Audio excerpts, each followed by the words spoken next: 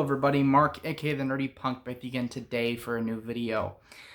Today we are going to be talking about the Oscars from 2022, and yes, that is going to be quite the undertaking.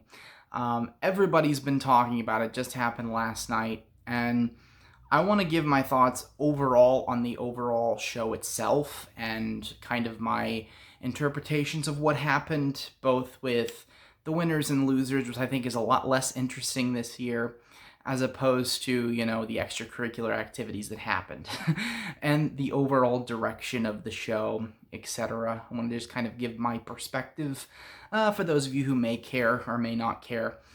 I tend to watch the Oscars every year because I'm such a huge movie fan, and it's one of my favorite nights of the year, although I'm almost always at least slightly disappointed with the Oscars.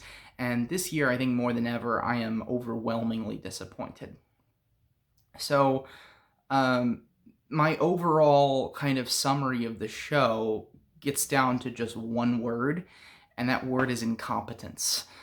From the very beginning, absolute incompetence by the people that were running that show, the producers. I mean, all the decisions that were made, the ABC executives. I think it was just a disaster from start to finish. Now, first and foremost, we do have to talk about the moment that everyone has been talking about, and that is the event where Will Smith walked up onto the stage and slapped Chris Rock in the face on live television.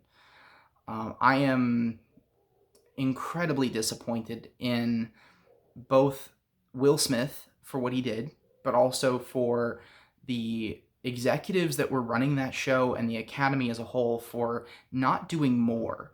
I mean, we witnessed an assault on live TV, and basically nothing happened. Will Smith still got to win his award. He still, gave that speech where he cried for 5 minutes and didn't even apologize to the man he assaulted. I think that is just ridiculous. And, nobody else would get that treatment. Only a gigantic movie star would get that treatment. If you, I've been thinking about, in my own personal life, those of us who work normal jobs, if you were to assault a coworker, you wouldn't just get to go back and sit down and chill. There would be a situation that would result from that. And I think, the way that Chris Rock handled it, I think showed very good class on his part in, not escalating the situation, because that could have gotten out of hand quickly if he had, tried to, do something in return. So I think he did a great job at handling that, and I think he's continuing to do a great job of handling that at, trying to poke a little bit of fun at the situation, but at the same time treating it with, some distance. That's really all I want to say about that situation, because I think it's a very sad moment for the Oscars. To my knowledge, there's never been an assault at the Oscars before, and just having that unfold the way it is an embarrassment, in my opinion. Going to the show as a whole, so, like I said, I think the theme is incompetence. The news broke before the Oscars that they were going to hand out 8 awards before the show, and then that they were going to cut in parts of their speeches during the show in an effort of saving time. Well, we all know how that worked out. This ended up being the longest Oscars in 4 years. It was 10 minutes longer than last year. And to me, that spells incompetence. If you're going to try to speed up the show, then speed up the damn show. They just replaced the speeches with more filler. And to me, that is so stupid. Those top 5 countdowns were stupid.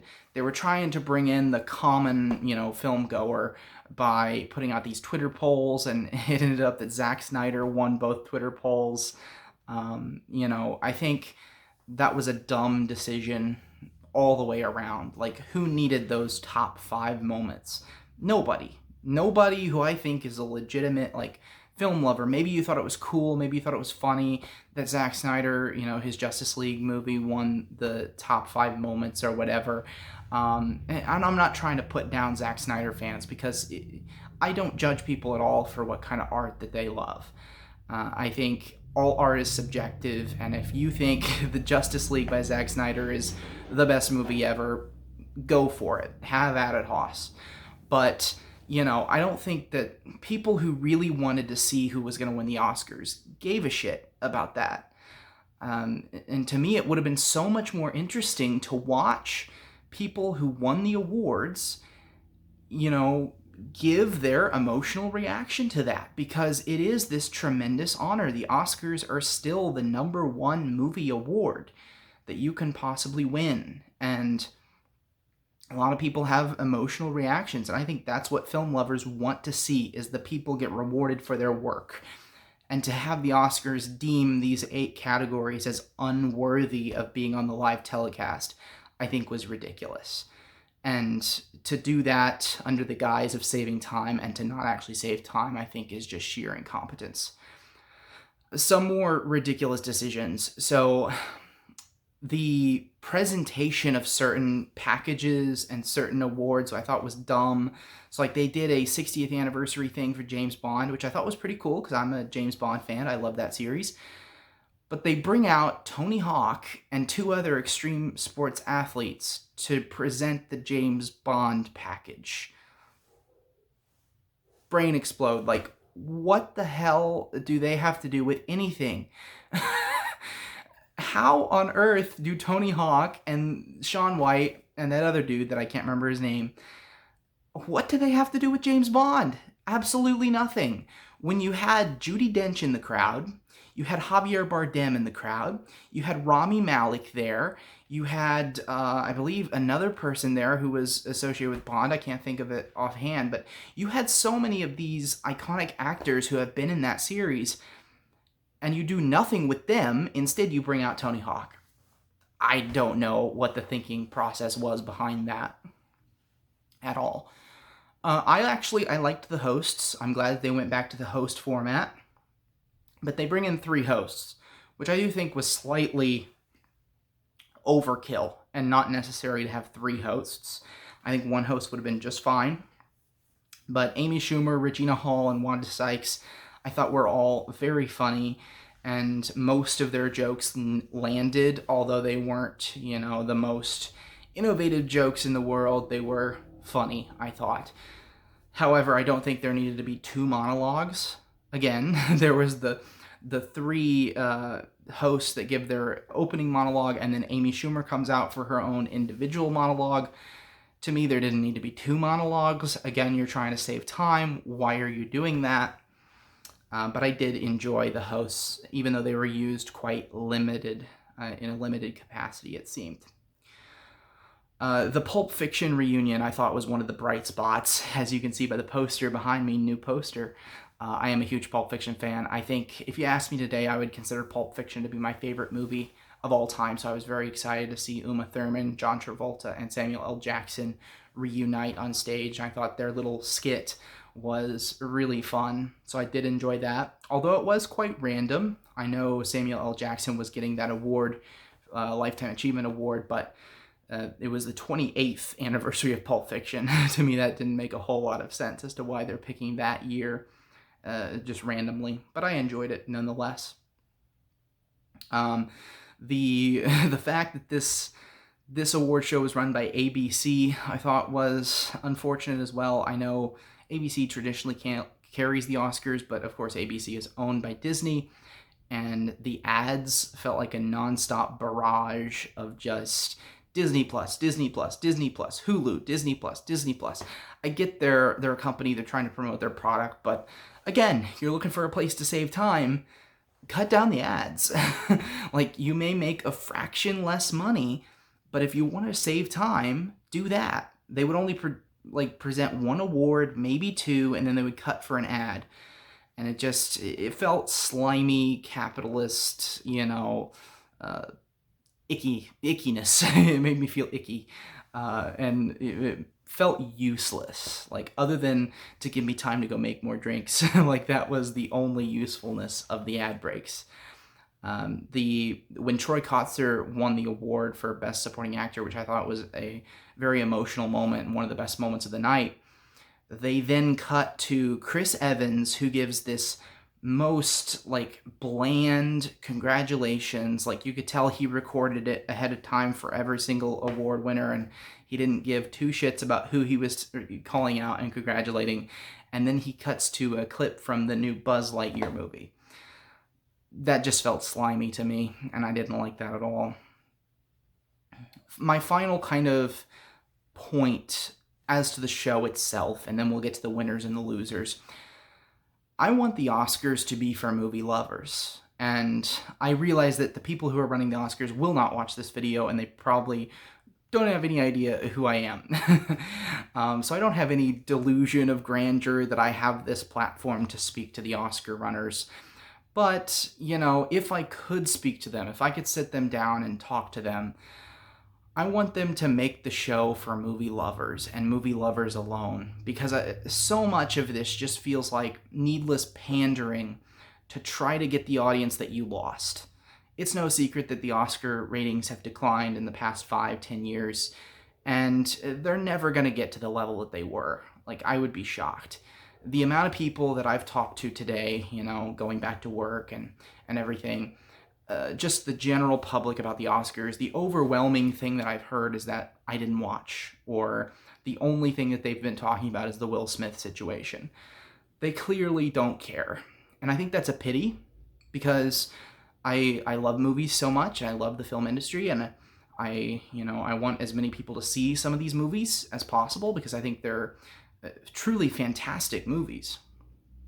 But I don't think you're going to get the general public to be as interested as film lovers. And film lovers will watch the Oscars. And if you could create it for us and specify it to that share of the market, I think you would create an awesome show and more people would be behind it. Because right now you're just alienating everybody. You're alienating film lovers, you're alienating the general public, you're not recruiting new viewership with these ridiculous kind of tactics of trying to pull in general audiences. You know, to me, what I would love to see at the Oscars is a presentation of all of the awards. I want to see the people who have worked their whole lives to try to win these awards give their speeches. And I want to see, you know, maybe a performance of the songs that have been nominated for Best Song. I thought that was one of the bright spots of the show. And they had the performers perform all of the songs nominated.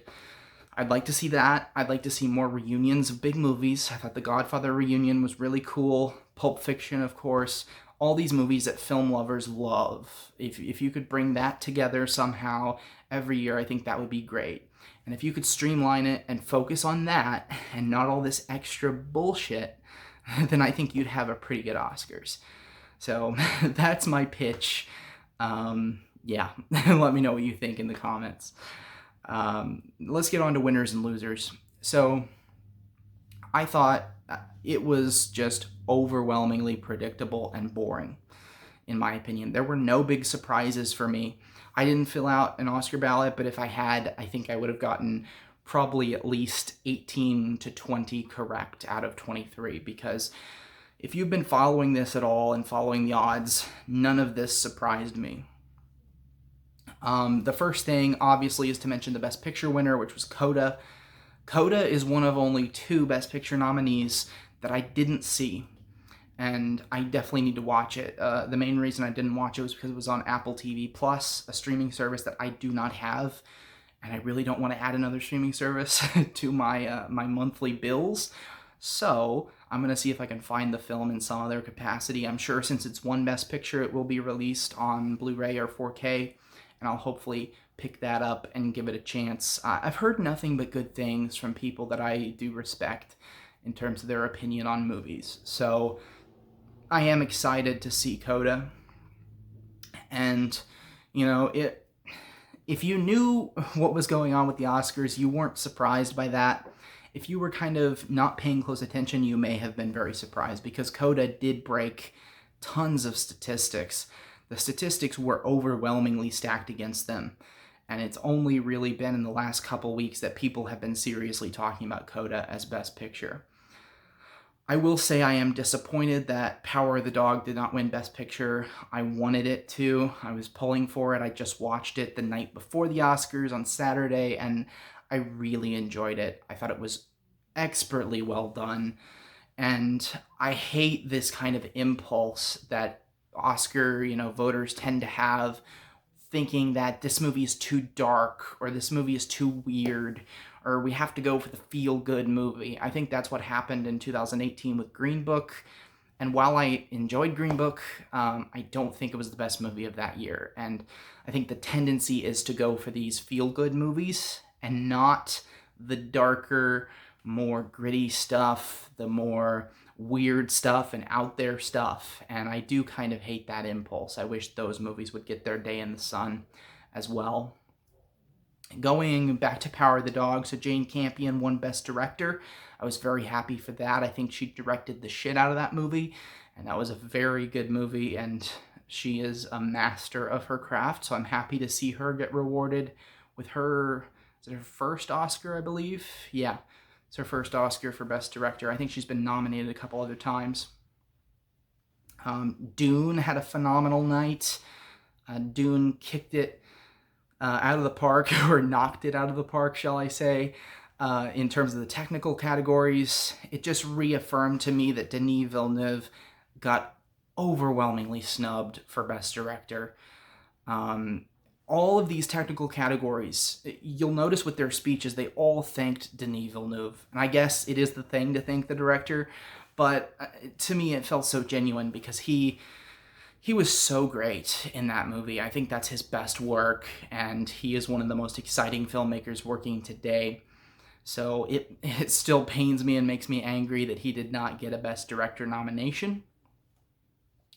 The last thing that I want to mention is my biggest disappointment of the night was the Best Screenplay award. So the Screenplay award went to Kenneth Branagh, and nothing against Kenneth Branagh. I like his movies.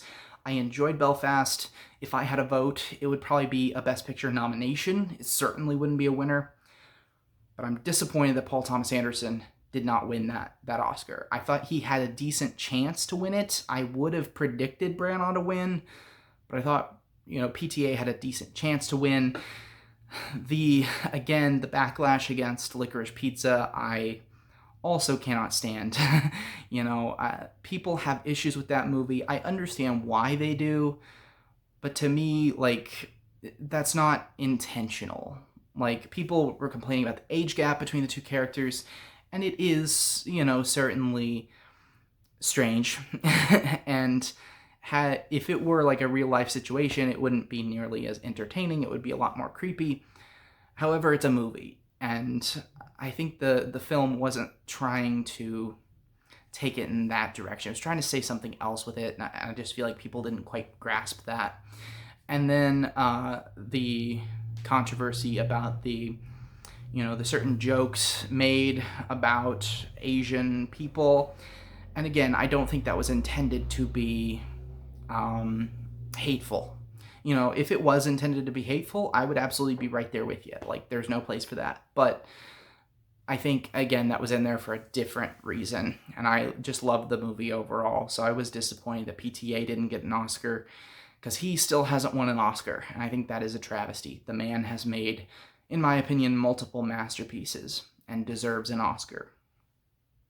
All right, so those are my overall thoughts on the 2022 Oscars. Definitely stay tuned, because I'm going to put out a video where I give my first attempt at an award show. So it will not be fancy, it will not be, incredible like this, but I will be creating the Nerdy Punk Movie Awards first annual edition that will be coming out sometime this week or this weekend, in which I go through all the movies that I've seen, and I put together a list taking the Oscar categories and basically pretending that if I was the Academy, just me, one person, what I would vote for, what I would nominate, and what I would choose to win. So definitely stay tuned. This was a bit of an undertaking, but after watching the absolute shit show that was last night, I felt like I really, really wanted to do this. So I hope you all enjoy. I hope you all had at least some fun at the Oscars. I certainly did enjoy myself, even though I was very disappointed. Have an amazing day. See you guys.